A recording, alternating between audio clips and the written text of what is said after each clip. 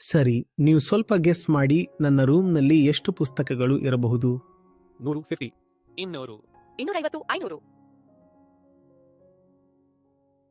100, 200, 250, 1000, ಏನು 1000.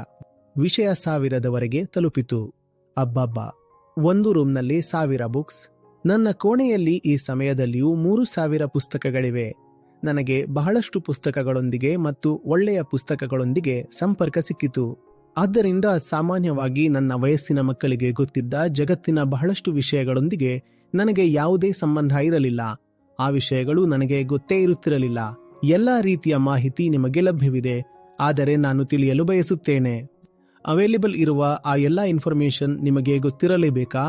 ಇದು ಜೀವನದ ಒಂದು ನಿಯಮ. ಕೊಳಕು ಮಾತ್ರ ಹೆಚ್ಚು ವೇಗವಾಗಿ ಹರಡುತ್ತದೆಯೋ ಇಲ್ಲವೋ?